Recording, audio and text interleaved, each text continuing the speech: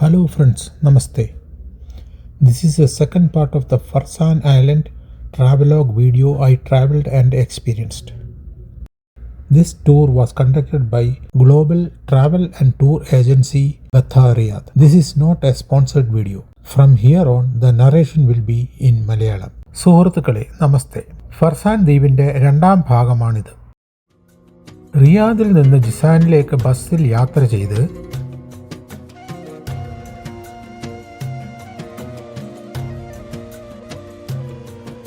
ജിസാനിൽ നിന്ന് ഷിപ്പിൽ ഫർസാൻ ദ്വീപിൽ എത്തിയതും പിന്നെ കെസാർ ഹെറിറ്റേജ് വില്ലേജും ബോട്ട് റൈഡുമൊക്കെ ആയിരുന്നല്ലോ ആദ്യത്തെ പകുതി. അതിന്റെ ഹൈലൈറ്റ്സ് കാണുക.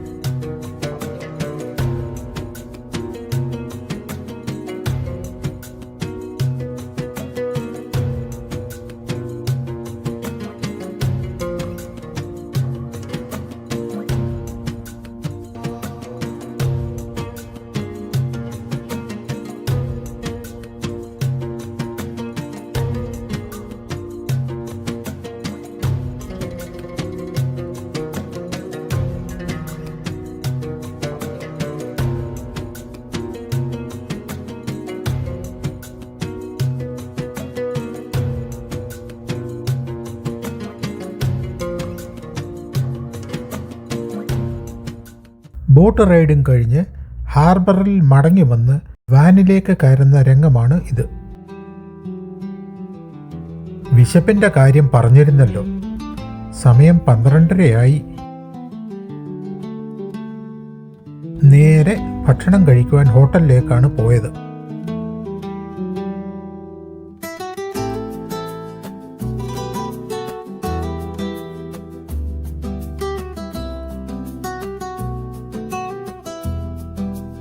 ഒരു ബിരിയാണിയോ ഊണോ കഴിക്കാമെന്നാണ് വിചാരിച്ചത്.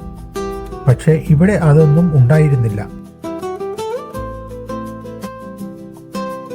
ചപ്പാത്തിയും കടലക്കറിയും കഴിച്ച് തൃപ്തിപ്പെടേണ്ടി വന്നു. എന്ത് കഴിച്ചാലും വിശപ്പടങ്ങിയാൽ മതിയല്ലോ. അടുത്ത സന്ദർശനം ഒരു ദ്വീപ് നിവാസിയായ വൃദ്ധൻ നടത്തുന്ന പ്രൈവറ്റ് മെറൈൻ മ്യൂസിയം ആണ്.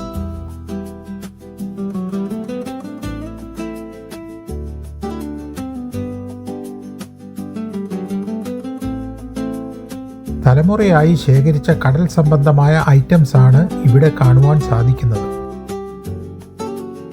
ഈ ദ്വീപ് ജൈവസമ്പത്തും പവിഴപ്പുറ്റുകൾക്കും അനേകതരം കടൽ ജീവികൾക്കും സമ്പന്നമാണല്ലോ.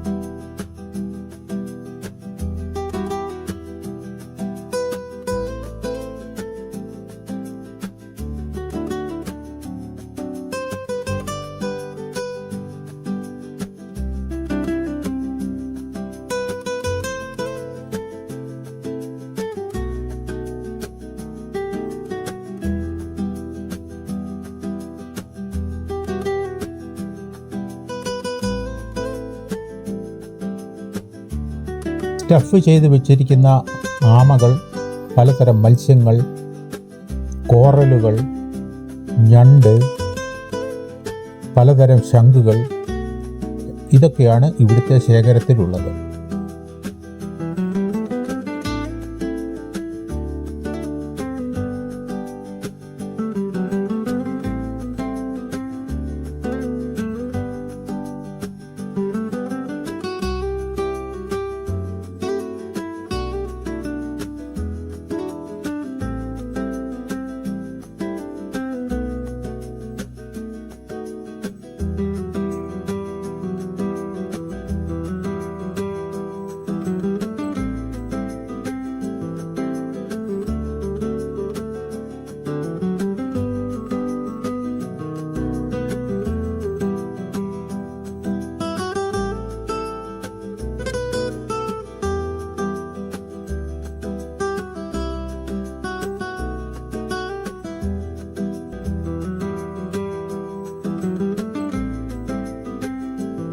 മറ്റൊരു ഭാഗത്ത് മാല, പേഴ്സ് മുതലായ കൈത്തറി ഉൽപ്പന്നങ്ങൾ വിൽപ്പനയ്ക്കും പ്രദർശനത്തിനും വെച്ചിട്ടുണ്ട്.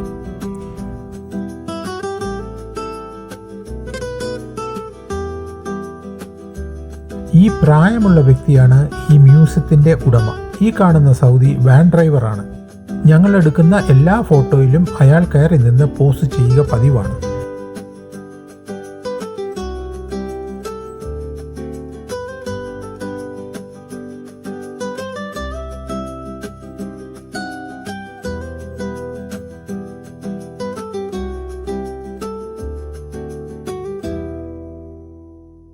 അവിടുന്ന് ഇറങ്ങി അടുത്ത സന്ദർശനം ഒട്ടോമൻ കോട്ടയാണ്.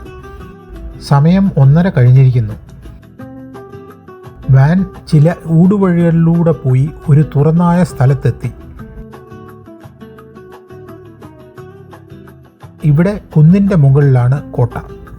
തലയ്ക്കു മീതെ നട്ടുച്ച സൂര്യൻ കത്തി ജ്വലിക്കുന്നു. ഇപ്പോൾ 32 ഡിഗ്രിയാണ് താപനില. ചൂടുണ്ടെങ്കിലും സഹനീയമാണ്. മാപ്പിൽ ഇതാണ് കോട്ടയുടെ സ്ഥാനം. ഇതിന് കോട്ടയെന്ന് പറയാൻ പറ്റില്ല. കുന്നിന് മുകളിൽ ഒരു പഴയ കെട്ടിടം. ഒട്ടോമൻ പട്ടാളക്കാരുടെ ഒരു ഔട്ട് പോസ്റ്റ് ആയിരിക്കണം. ചുറ്റുമതിലും പടവുകളുമെല്ലാം ഇടിഞ്ഞു നശിച്ചിരിക്കുന്നു.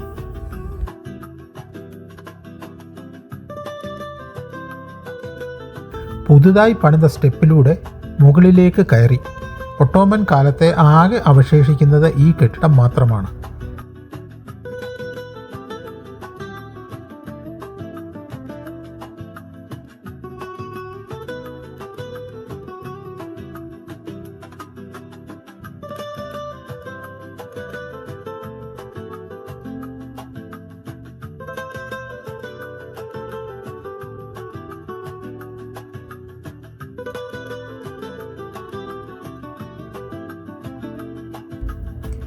ഇവിടെ പ്രത്യേകിച്ച് കാണാനൊന്നുമില്ല. കാലിയായ കുറേ മുറികൾ മാത്രം.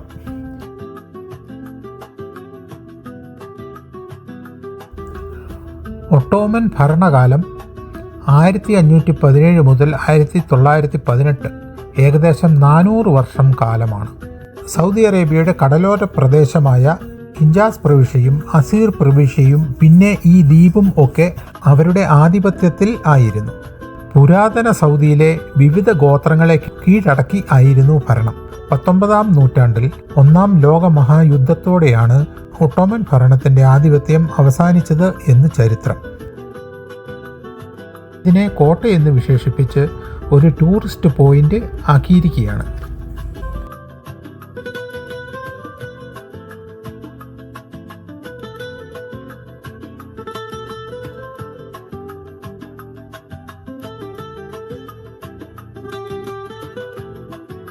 ഇവിടെ നിന്നുകൊണ്ട് 360 ഡിഗ്രിയിൽ ഒരു അവലോകനം നടത്തി.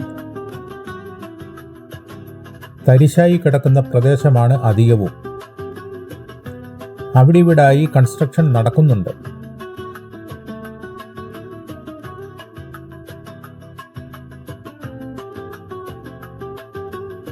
കയറിയ പോലെ കുത്തനെയുള്ള 28 പടികൾ ഇറങ്ങി.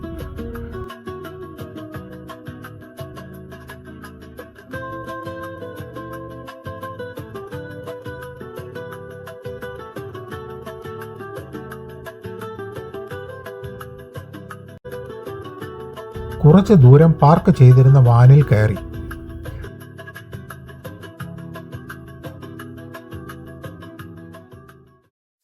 ഫർസാനിലെ അവസാന സന്ദർശന ഇടമായ അൽ-ലഷ ബീച്ചാണ് അടുത്ത ലക്ഷ്യം. ഐ ലവ് യു ഫർസാൻ എന്ന ലിഖിത ശില്പം ആണ് പ്രധാന ആകർഷണം.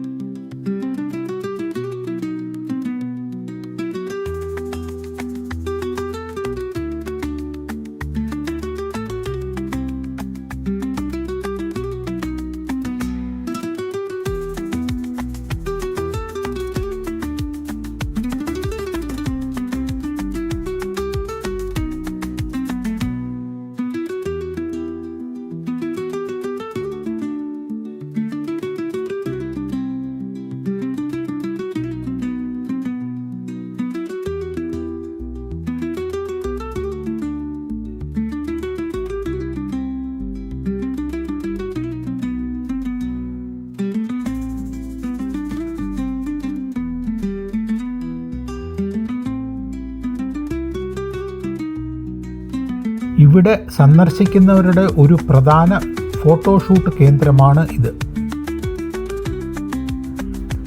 അതുതന്നെയാണ് ഇവിടെയും നടക്കുന്നത്. എല്ലാവരും മാറി മാറി പല പോസിൽ photo എടുത്തുകൊണ്ടിരിക്കുന്നു.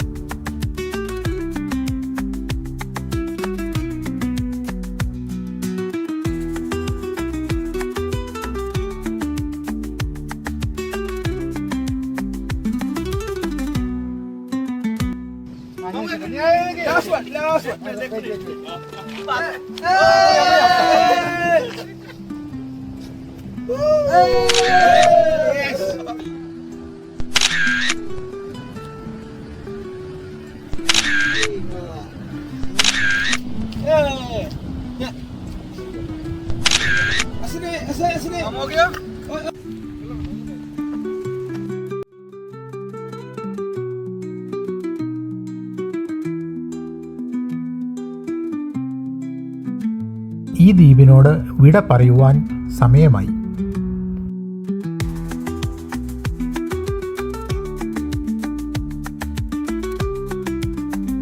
I love you farsan. Bye bye farsan.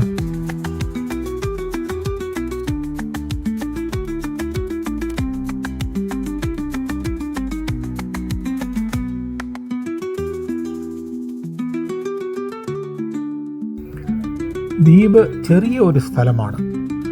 380 ചതുരശ്ര കിലോമീറ്റർ മാത്രം. റിയാദ് സിറ്റി 1800 ചതുരശ്ര കിലോമീറ്ററാണ്. അതായത് ഫർസാൻ്റെ ഏകദേശം 5 ഇരട്ടി വലിപ്പം. ഇവിടെ ഏത് വഴിക്ക് പോയാലും പലവട്ടം കണ്ട വഴികളിലൂടെ വീണ്ടും വീണ്ടും കടന്നു പോകും.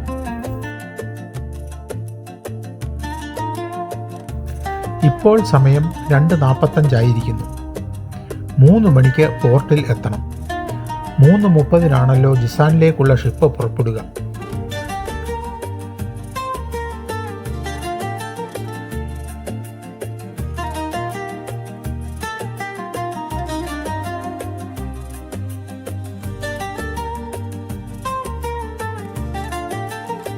ഷിപ്പിൽ കയറി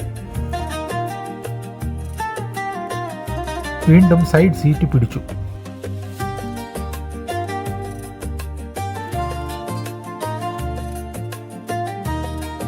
കൃത്യസമയത്ത് തന്നെ കപ്പൽ പുറപ്പെട്ടു.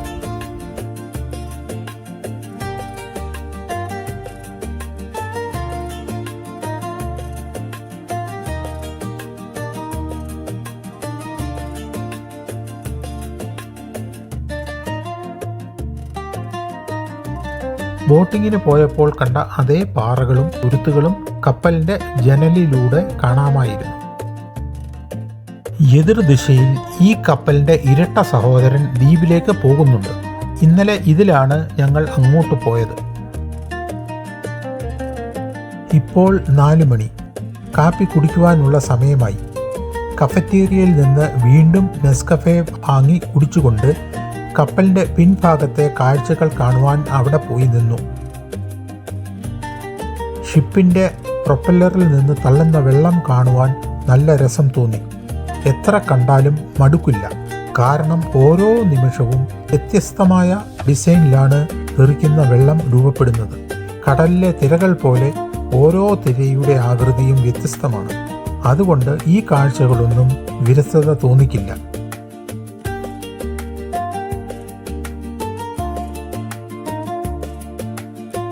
വീണ്ടും സീറ്റിൽ പോയി ജനലിലൂടെ പുറം കാഴ്ചകൾ കണ്ടിരുന്നു. ചെറിയ ഫിഷിംഗ് ബോട്ടും അസ്തമിക്കാറായ സൂര്യനെയും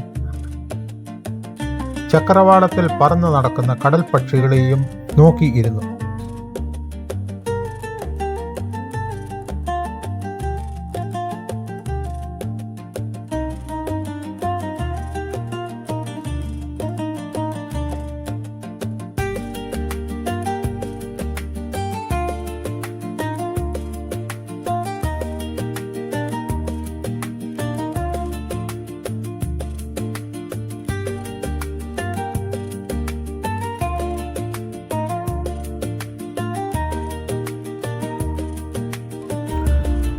ജിസാൻ പോർട്ട് അടുക്കുകയാണ്.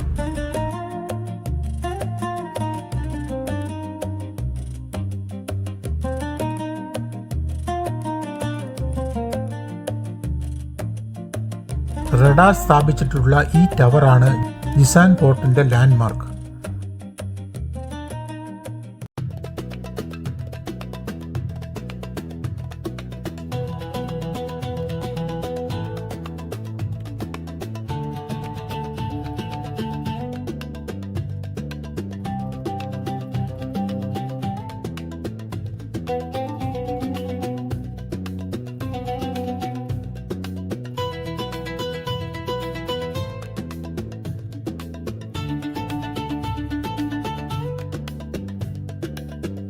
ഹാർബറിന്റെ എൻട്രൻസിലൂടെ കപ്പൽ ഡോക്കിലേക്ക് അടുത്തു.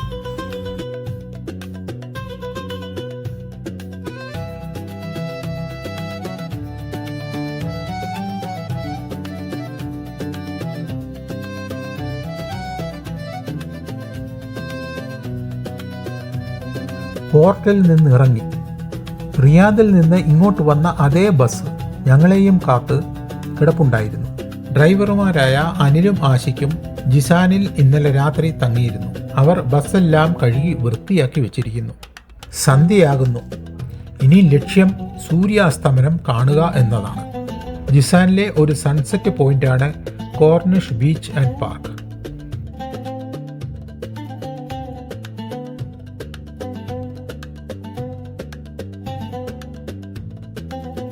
പോർട്ടിന്റെ അടുക്കൽ തന്നെയാണ്.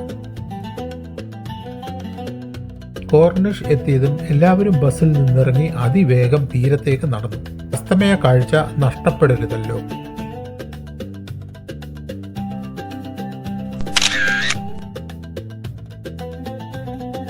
ഇവിടെ തകൃതിയായി ഫോട്ടോഷൂട്ട് നടക്കുകയാണ്.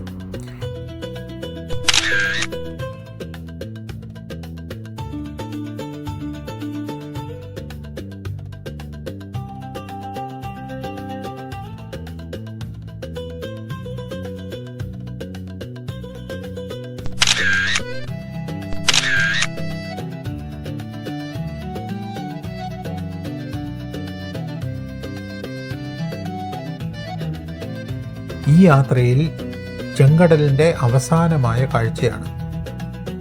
റെഡ് സീ സൺസെറ്റ് കാണുന്നത് ഒരപൂർവ നിമിഷമാണ്. ഭാഗ്യത്തിന് അനുകൂലമായ ക്ലൈമറ്റാണ്. സൂര്യനെ മറയ്ക്കാൻ മേഘങ്ങളൊന്നുമില്ല. സൂര്യൻ്റെ വീഡിയോ എത്ര എടുത്താലും മതി വരികയില്ല. കടലും സൂര്യാസ്തമനവും എൻ്റെ ഒരു വീക്ക്നെസ്സാണ്.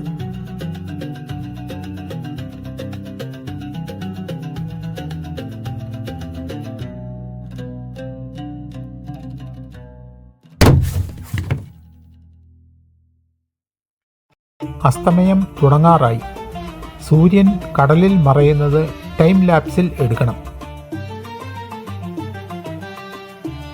ഒരാൾ കസേരയിട്ട് മൊബൈൽ കാണുകയാണ്. നമ്മൾ വീട്ടുമുറ്റത്തിരുന്ന് കാറ്റ് കൊള്ളുന്നത് പോലെ ഇയാൾ അസ്തമയ സൂര്യന്റെ കിരണങ്ങൾ ഏൽക്കുവാൻ വന്നതാണ് എന്ന് തോന്നുന്നു. അതും ശരീരത്തിന്റെ ആരോഗ്യത്തിന് നല്ല മരുന്നാണല്ലോ.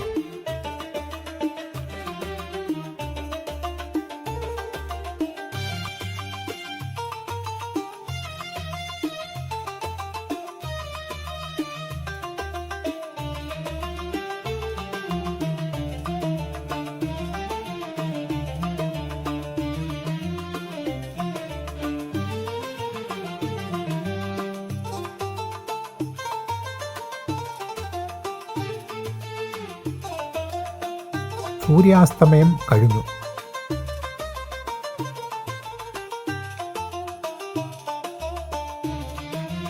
ചെങ്കടലിനോട് വിട പറഞ്ഞ് ബസ്സിൽ കയറി.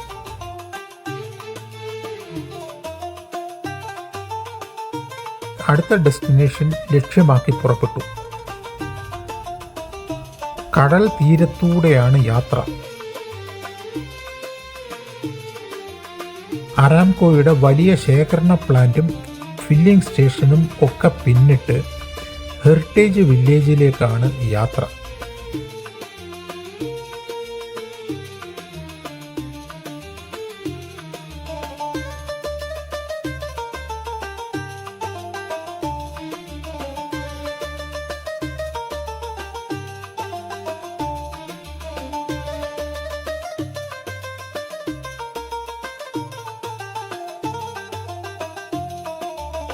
നേരം ഇരുട്ടി.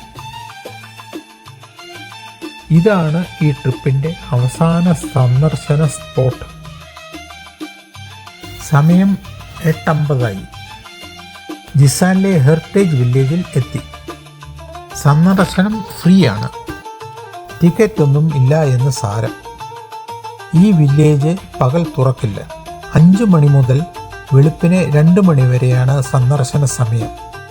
രാത്രികാല സന്ദർശനമായതിനാൽ വൈദ്യുതാലങ്കാരം അതിഗംഭീരമായിട്ടുണ്ട്.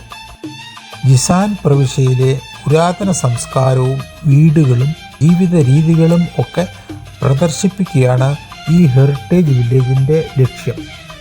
അങ്ങനത്തെ കാഴ്ചകളാണ് ഇവിടെ കാണുവാൻ സാധിക്കുക. 2009 ആണ്ടിലാണ് അന്നത്തെ ജിസാൻ പ്രവിശ്യ ഗവർണർ ഇത് സ്ഥാപിച്ചത്.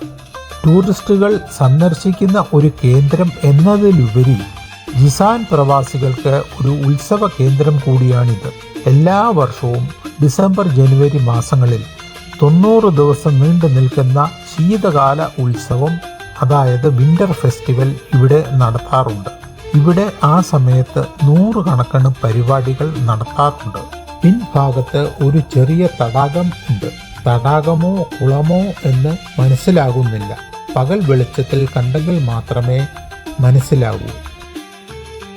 ജിസാനിലെ ഓരോ ഭാഗത്തുള്ള വ്യത്യസ്തമായ പുരാതന രീതിയിലുള്ള വീടുകളും അതിനുള്ളിലെ വീട്ടുപകരണങ്ങളും പ്രദർശിപ്പിച്ചിട്ടുണ്ട്. ഓരോ വീടിനും അതിൻ്റേതായ പേരുകളും ഉണ്ട്.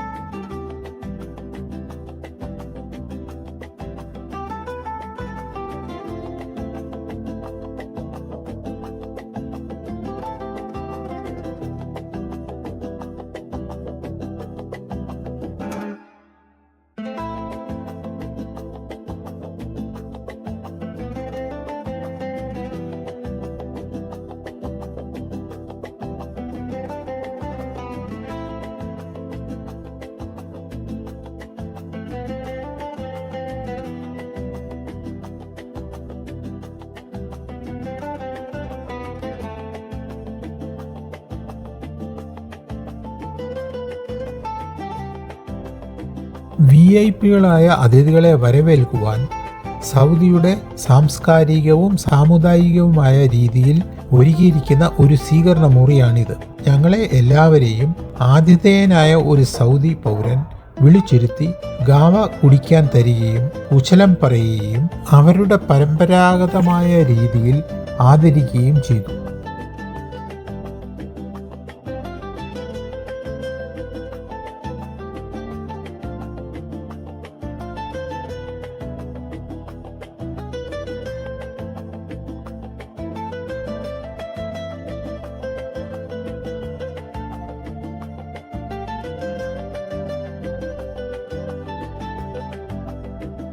عشان نشوف على قريات الله تقبل الله ضيافتكم. نحن فخورون بضيافتكم هذا. كيف الحال؟ انتم بتروحوا ولا باقي الحال؟ انتم بتروحوا عسل ولا باقي؟ لا ما انتم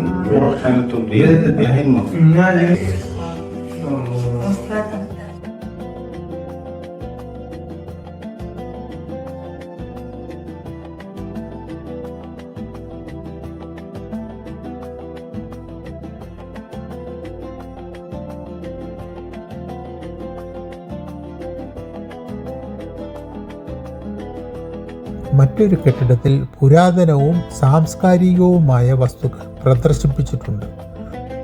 ഒരു മിനി മ്യൂസിയം എന്ന് പറയാം. അതെല്ലാം കയറി കണ്ടു.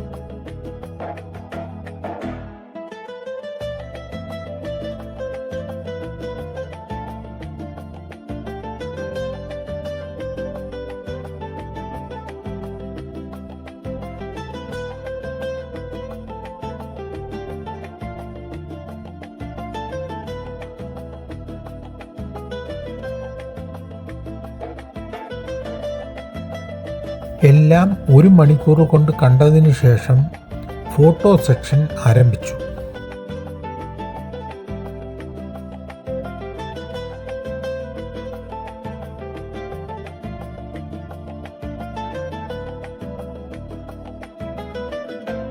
മൈതാനത്തിൻ്റെ ഒരു ഭാഗത്തായി ഒരു ഹെറിറ്റേജ് സൂക്കുണ്ട്. അതിനുള്ളിൽ കയറി ദൃശ്യങ്ങൾ ക്യാമറയിൽ പകർത്തി. കരകൗശല വസ്തുക്കളാണ് എല്ലാം. വസ്ത്രങ്ങൾ, തൊപ്പികൾ, പാവകൾ, കളിപ്പാട്ടങ്ങൾ, ആഭരണങ്ങൾ, പനയോല കൊണ്ടുണ്ടാക്കിയ പല ഇനം വസ്തുക്കൾ, മൺപാത്രങ്ങൾ, വിളക്കുകൾ, അലങ്കാര വസ്തുക്കൾ, തോരണങ്ങൾ തുടങ്ങിയ നിരവധി വസ്തുക്കൾ പ്രദർശനത്തിനും വിൽപ്പനയ്ക്കും ഇവിടെയുണ്ട്.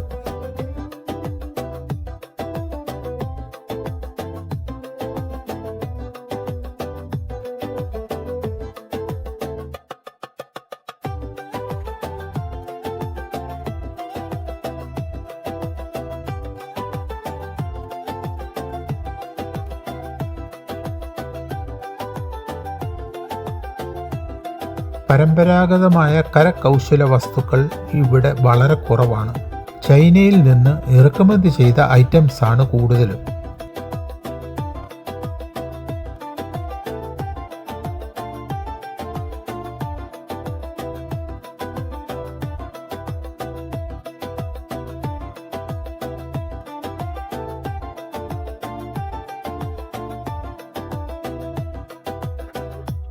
പുറത്ത് പുൽത്തകടിയിൽ ഒരു സൗദി വനിത വീട്ടിൽ നിന്നുണ്ടാക്കിയ പലഹാരങ്ങളും ചായയും പിന്നെ തേന്, നട്ട്സ് മുതലായവ വിൽക്കുന്നുണ്ട്. അവരുടെ ഉപജീവന മാർഗം. പ്രധാന കവാടത്തിന്റെ അരികിൽ കണ്ട ഈ തടി കൊണ്ടുള്ള ശില്പത്തിലെ മഴു കണ്ടപ്പോൾ പരശുരാമന്റെ മഴുവിനെ പറ്റി ഓർത്തുപോയി. അന്ന് കേരളമുണ്ടാക്കുവാൻ എറിഞ്ഞ മഴു ഇവിടെ ഈ തടിയിലാണോ വന്ന് പതിച്ചത് എന്നോർത്തു. എല്ലാം കണ്ട് 10 മണിയോടെ ബസ്സിൽ കയറി.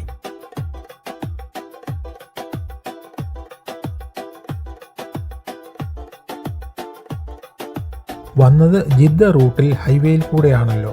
മടക്കയാത്ര അബഹ വഴിയാണ്. അതുകൊണ്ടുതന്നെ പുറം കാഴ്ചകൾ വ്യത്യസ്തമാണ്. കുന്നുകളും മലകളും കൂടുതലുള്ള വഴിയാണ്. നാളത്തെ പകൽ യാത്രയിലെല്ലാം കാണാം. പുറകിൽ പാട്ടും നൃത്തവും കലാപരിപാടികളും തുടങ്ങിയിട്ടുണ്ട്.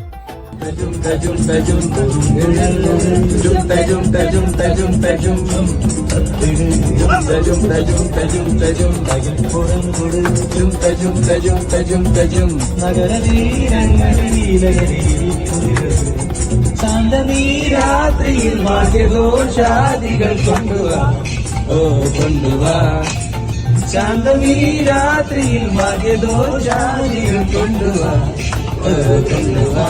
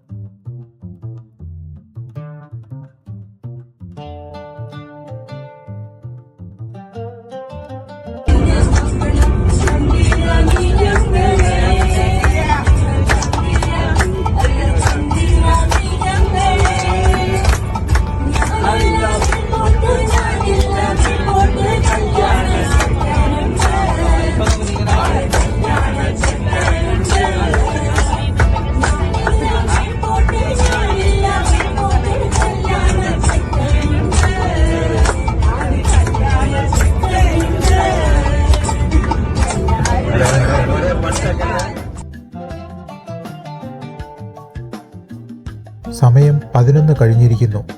ഒരു കാര്യം മറന്നു. രാത്രി പ്രാതൽ കഴിക്കുന്ന കാര്യം. പോകുന്ന വഴിക്ക് ഒരു ഹോട്ടലിൽ കയറണം. ഈ റൂട്ടിൽ പതിവായി പോകാറുള്ള പരിചയമുള്ള ഒരാളിനെ ഫോണിൽ ബന്ധപ്പെട്ടു. അദ്ദേഹം പറഞ്ഞതനുസരിച്ച് ഒരു നിശ്ചിത സ്ഥലത്ത് മലയാളികൾ നടത്തുന്ന ഒരു ഹോട്ടൽ ശൃംഖലയിലെ ഒരു ശാഖയിൽ ഞങ്ങൾ എത്തി.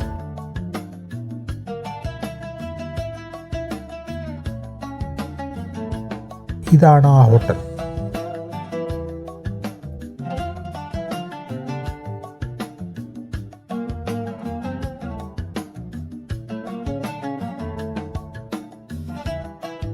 അറബിക് ഫുഡാണ് ഇവിടെ കിട്ടുക.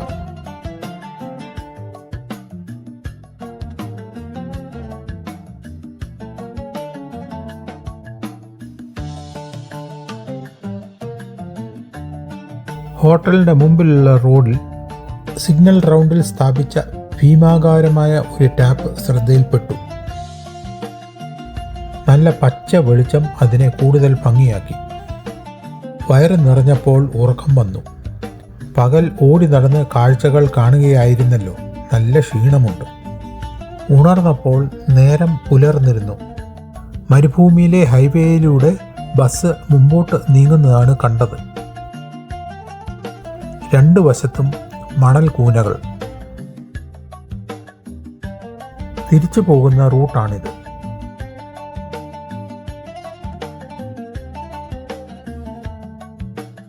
ഡ്രൈവർമാരായ അനിലും ആശിക്കും നിർത്താതെ രാത്രിയിൽ എല്ലാ ചുരവും കയറി ഇറങ്ങി ഇവിടെ എത്തിച്ചു. താണ്ടിയ വഴികളൊന്നും കാണാൻ സാധിച്ചില്ല. ഉറങ്ങുകയായിരുന്നുവല്ലോ.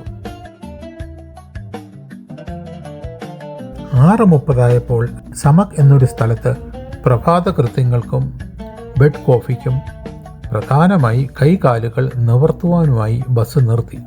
ഇവിടെ നിന്ന് 800-ൽ പരം കിലോമീറ്റർ ഉണ്ട് റിയാദിലേക്ക്. 8 മണിക്കൂർ കൂടി യാത്ര ചെയ്യേണ്ടി വരും. അബഹയിലേക്ക് 100-ൽ പരം കിലോമീറ്റർ ദൂരമുണ്ട്. ഈ പമ്പിൻ്റെ ചുറ്റുമുള്ള ലാൻഡ്സ്കേപ്പാണിത്. അങ്ങ് നീല മലകൾ കാണുവാൻ നല്ല ഭംഗി. വാട്ടർ കളർ പെയിന്റിംഗ് പോലെ തോന്നി.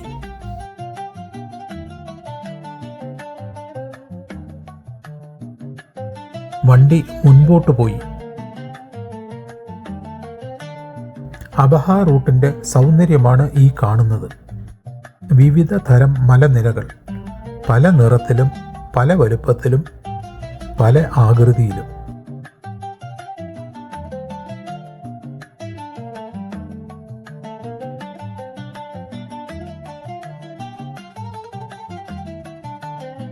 അടുത്ത പ്രധാന നഗരം ബിഷയാണ്.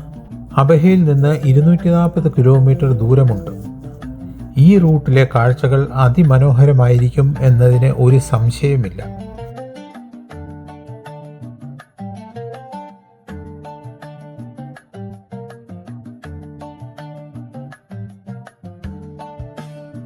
കിഴക്ക് നിന്ന് സൂര്യൻ്റെ വെയിൽ മലമുകളിൽ അടിക്കുമ്പോൾ സ്വർണ്ണ നിറമായി ശോഭിക്കുന്നു.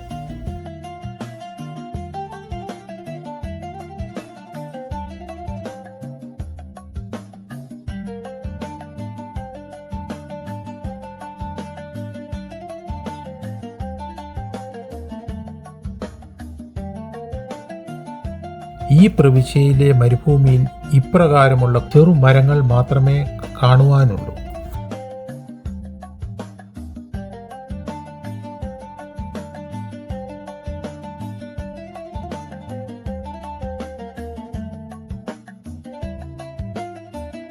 ഡ്രൈവർമാർ നല്ല ഉഷാറിലാണ്. ദമാം റൂട്ടിൽ മരുഭൂമിയിൽ ഒട്ടകങ്ങളെ കാണാമായിരുന്നു. ഈ റൂട്ടിൽ എന്തേ കാണാഞ്ഞത് എന്ന് വിചാരിച്ചിരിക്കുമ്പോൾ ദാ കുറേ എണ്ണം മേഞ്ഞു നടക്കുന്നു.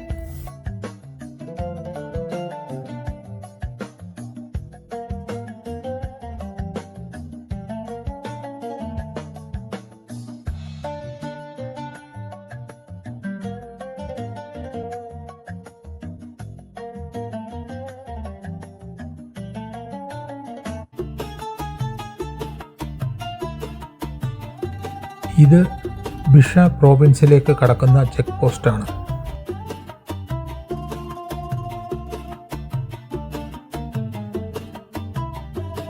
ജിസാനിൽ 33 ഡിഗ്രി ചൂടായിരുന്നു.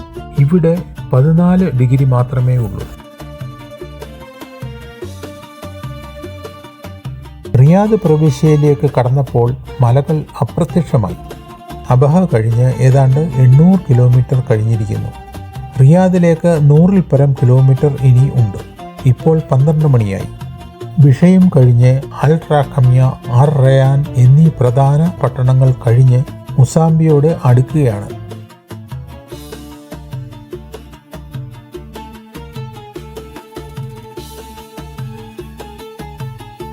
ദൂരെ കുറെ കൂടാരങ്ങളുള്ള ജനപാർപ്പിടം കണ്ടു.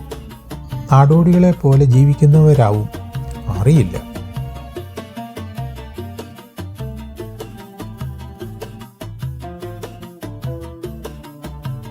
കൃഷി ഇടങ്ങളും ഈന്തപ്പനത്തോട്ടങ്ങളും കണ്ടു തുടങ്ങി.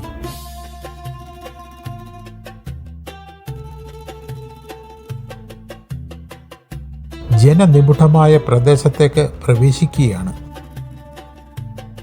മുസാംബിയയിൽ എത്തിയിരിക്കുന്നു. ഈ ഉയർന്ന മൺതിട്ടകൾ മുസാംബിയയുടെ പ്രധാനമായ ഒരു പ്രത്യേകതയാണ്. മുസാംബിയയിലെ ഒരു പമ്പിൽ നിർത്തി. മസ്ജിദിലും ടോയ്ലറ്റിലും ഒക്കെ പോയി ഒന്ന് ഫ്രഷായി.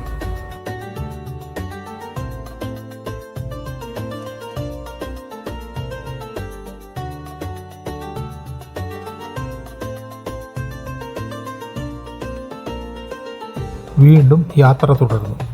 മണിക്കൂറുകളോളം നമ്മൾ കരയിലും 5.5-6 മണിക്കൂറോളം കടലിലും നമ്മൾ സഞ്ചരിച്ചു. നമ്മുടെ യാത്ര വളരെ വിജയകരമായി പൂർത്തീകരിച്ചു എന്നാണ് സംഘാടകരായ ഞങ്ങളുടെ അഭിപ്രായം. ഇനി ഞങ്ങൾക്ക് കാര്യമായി കേൾക്കാനുള്ളതും നിങ്ങളുടെ അഭിപ്രായങ്ങളാണ്. ഇപ്പൊ നമ്മുടെ പത്തിയിലെത്തുന്നതിന്റെ ഏകദേശം ഒരു 20-25 മിനിറ്റ് നമുക്കുണ്ട്, ഒരു അരമണിക്കൂർ. നിങ്ങളുടെ വിലപ്പെട്ട അഭിപ്രായങ്ങളാണ് നമുക്ക് വേണ്ടത്. ഗ്ലോബൽ ട്രാവൽസിനെ സംബന്ധിച്ചിടത്തോളം ടൂറ് മേഖലയിൽ ഏകദേശം 2 വർഷത്തോളമായി നമ്മൾ ഫോക്കസ് ചെയ്തുകൊണ്ടിരിക്കുകയാണ്.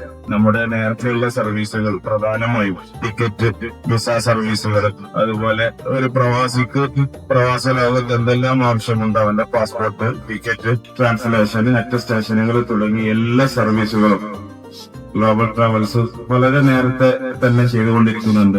നമുക്ക് സൗദിക്ക് പുറമെ ദുബായിയുടെ UAE ഭാഗമായ അജ്മാനില് നമുക്ക് ഓഫീസുണ്ട്.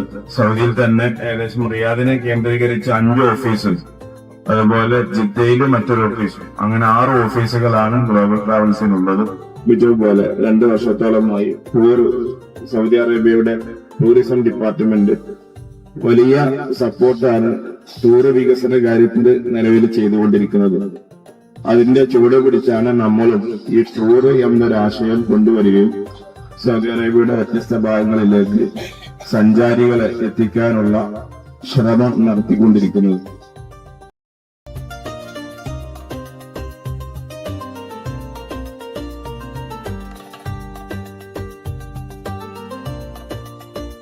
നമ്മുടെ യാത്രയുടെ 4ാം ദിവസമാണ്. 2 ദിവസവും ബസ് യാത്രയായിരുന്നു. ഇപ്പോൾ മക്ക ഹൈവേയുടെ റിയാദ് ചെക്ക് പോസ്റ്റ് കടക്കുകയാണ്.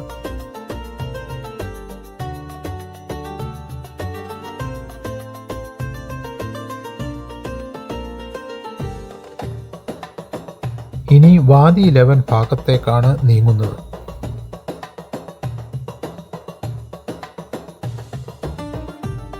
ബദിയ തൂക്കുപാലം അഥവാ വാദി ഹനീഫ പാലം എന്നറിയപ്പെടുന്ന നിർമ്മാണമാണ് ആ കാണുന്നത്. അതിനെപ്പറ്റി ഇപ്പോൾ ഒന്നും വിവരിക്കുന്നില്ല.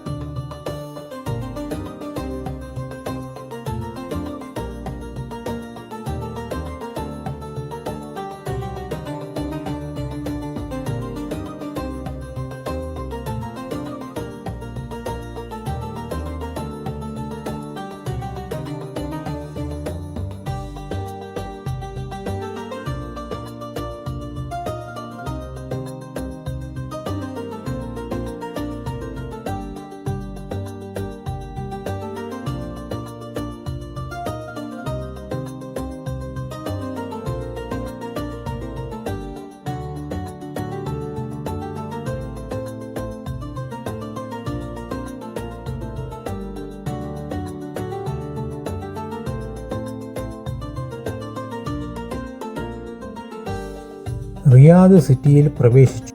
ബത്തയിലെത്തി. ഈ യാത്ര തുടങ്ങിയ അതേ സ്ഥലത്ത് തന്നെ ബസ് നിർത്തി എല്ലാവരും ഇറങ്ങി. ഇനി കുറേ ദിവസം ഈ യാത്രയുടെ ഓർമ്മകളുമായി എല്ലാവരും അവരവരുടെ പ്രതിദിന ചര്യകളിലേക്ക് മടങ്ങും. ഈ യാത്ര സംഘടിപ്പിച്ച ഗ്ലോബൽ ട്രാവൽസിനും സഹയാത്രികർക്കും സംഘാടന സഹായികൾക്കും ഡ്രൈവർമാരായ ചേട്ടന്മാരോടും നന്ദി അറിയിക്കുന്നു.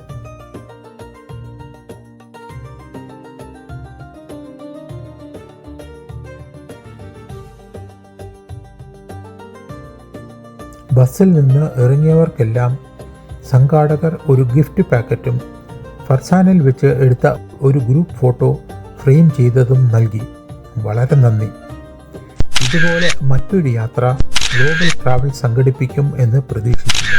സംഘാടകരായ ഗ്ലോബൽ ട്രാവൽസും എല്ലാവരോടും നന്ദി പറയുന്നു. വീണ്ടും അടുത്ത ഒരു യാത്രാ വിവരണവുമായി എത്തും. നമോ വാഗം.